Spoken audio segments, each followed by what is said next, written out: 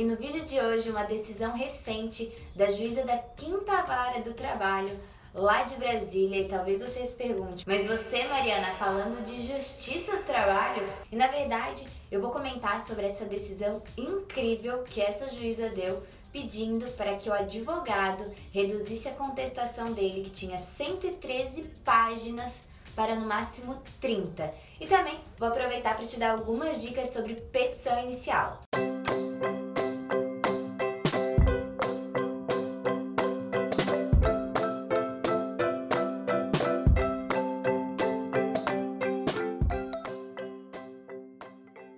A juíza da 5ª Vara da Justiça de Trabalho lá de Brasília deu uma decisão no dia 15 de agosto agora de 2017 sobre uma contestação de 113 páginas e ela falou o seguinte: verifique que o objeto da inicial não comporta uma defesa de 113 páginas, o que constitui desrespeito ao Poder Judiciário, tão abarrotado de processos, especialmente contra a empresa reclamada, em que o juiz precisa ater-se aos elementos realmente necessários ao deslinde da lide. Por outro lado, a arte de escrever importa também em saber condensar o que é realmente importante e útil ao leitor, no presente caso, o advogado da parte contrária e ao julgador. Desta forma, concedo à reclamada o prazo de 5 dias para a reapresentação da defesa em no máximo 30 páginas, sob pena de incorrer em multa por ato atentatório da dignidade da justiça, hora fixada em R$30 mil,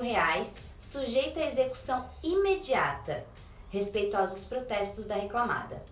E essa foi a decisão, e é uma decisão que eu acredito que deveria ser tomada por vários juízes, não só da Justiça do Trabalho, como também na Justiça Comum, e enfim.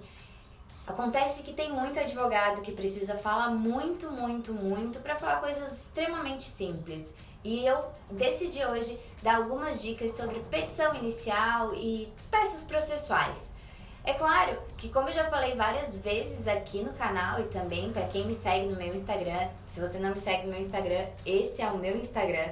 Me segue lá que você vai ver o dia a dia lá no escritório, como é que é a rotina de uma advogada.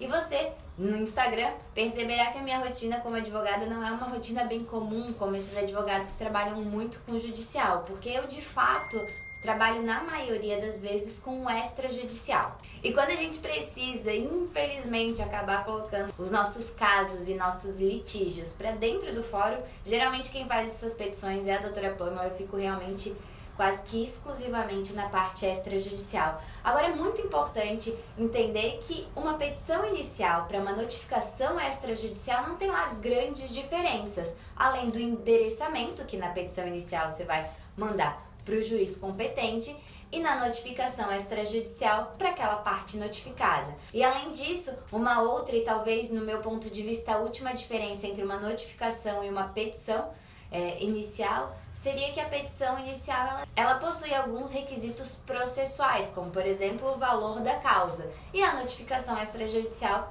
não se faz necessário colocar um valor da causa. Mas os pontos mais importantes mesmo, que são qualificação das partes, a exposição dos fatos e até mesmo dos direitos e principalmente o pedido, também acontece tanto na notificação quanto na petição. Então a primeira dica, que não é minha e sim de Thomas Jefferson, é a seguinte: o mais valioso de todos os talentos é aquele de nunca usar 2 palavras quando uma basta. Isso resume, de fato, a decisão da juíza lá da 5ª Vara Trabalhista de Brasília.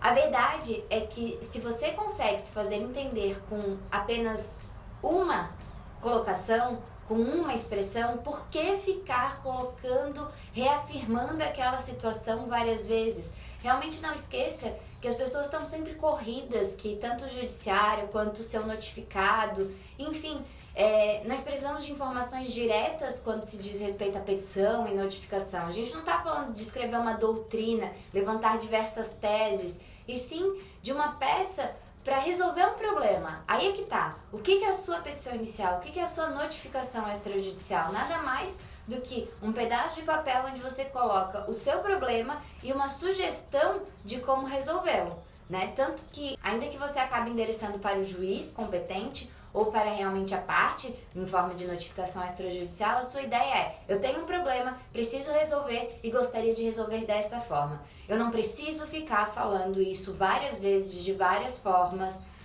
A pessoa que recebeu isso, se você souber escrever direito, ela vai entender logo no primeiro parágrafo. A segunda dica é cuidado com o excesso de jurisprudência e doutrinas. Eu tinha um professor na faculdade que ele falava que quando a gente ia para a parte, naquela estrutura padrão de petição para passar na OAB de endereçamento, qualificação das partes, dos fatos e do direito, ele sempre falava que o direito tinha que ser, até talvez se conseguisse, menor, mais concentrado do que os fatos, porque afinal de contas, aquela pessoa que tá lá, o juiz que tá lá, ele no mínimo tem que saber de direito, então não sou eu que tenho que ficar ali explicando para ele o que é o artigo 3º do Código Civil e formas de interpretar isso. Ele já passamos, já pulamos. É claro que quando você tá falando de um problema extremamente complexo, sim, mas existem algumas coisas, né, que a gente não precisa ficar fundamentando em doutrina. Então, alguns artigos, algumas situações bem pacificadas,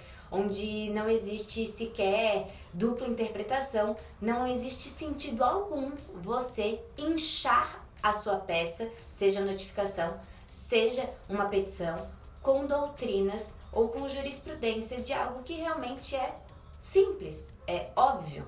Então, toma cuidado e não incha demais as suas peças com essas informações. Pegue uma boa jurisprudência, pegue uma boa doutrina se o seu caso for complexo e pronto, isso basta. Agora, a terceira e talvez também uma das mais importantes dicas do vídeo de hoje é: tome muito cuidado com os pedidos.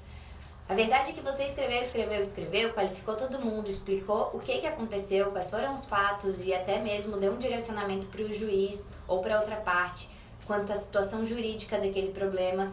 E vamos para a parte dos pedidos, porque de nada adianta você escrever muito bem se você não souber pedir. Principalmente quando você está falando de uma petição inicial, afinal de contas, o juiz só poderá julgar de acordo com os seus pedidos, ele não pode te dar algo que você não pediu. Então, tome muito cuidado para não esquecer de pedir alguma coisa realmente importante. O ideal é que enquanto você vai escrevendo a sua petição, os seus fatos e os seus direitos, você até já vai escrevendo tópicos dos seus pedidos, para que realmente sempre fique amarrado. Você escreveu algum parágrafo lá que tem alguma finalidade de pedir lá embaixo, então já deixe separado para que você não esqueça no final de elaborar aquele pedido. Existem pedidos básicos, como por exemplo os honorários sucumbenciais, que você poderia até deixar ele numa folhinha de modelo. Eu não gosto de falar de modelo, eu sempre falo que eu não gosto de modelo, seja modelo para notificação, para petição, para contrato, eu não gosto de modelo. Mas eu tenho lá no escritório uma folha timbrada modelo, onde eu deixo separadinho a parte e fonte e tamanho de letra que eu vou fazer o endereçamento, que eu deixo alguns pedidos que já são padrões lá embaixo para não esquecer. Então esse, por exemplo, é um deles. Agora, esses pedidos específicos daquela demanda, você deve ir escrevendo no longo do texto, no longo da sua redação da sua petição, e lá embaixo não esquecer de amarrar o que você escreveu lá em cima com o que você vai pedir lá embaixo dessa sua peça. Da mesma forma funciona na notificação extrajudicial. Se você escreveu aquilo tudo é porque você quer alguma coisa. O que você quer?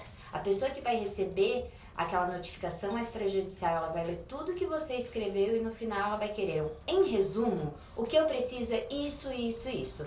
Então não esqueça desse em resumo, desse por fim, com essa notificação, a parte notificante requer, e coloque lá o que você quer, tá? Não deixe o seu pedido ficar entre linhas. O seu pedido é a parte mais importante, tanto da notificação quanto da petição inicial. Então esse foi o vídeo de hoje. Eu espero de verdade que você tenha gostado do vídeo e que de alguma forma ele tenha te ajudado. Se você gostou, não esquece de dar um curtir aqui embaixo, se inscrever no canal, porque é isso que faz esse canal continue crescendo e trazendo conteúdo para vocês toda semana. Até semana que vem. Tchau!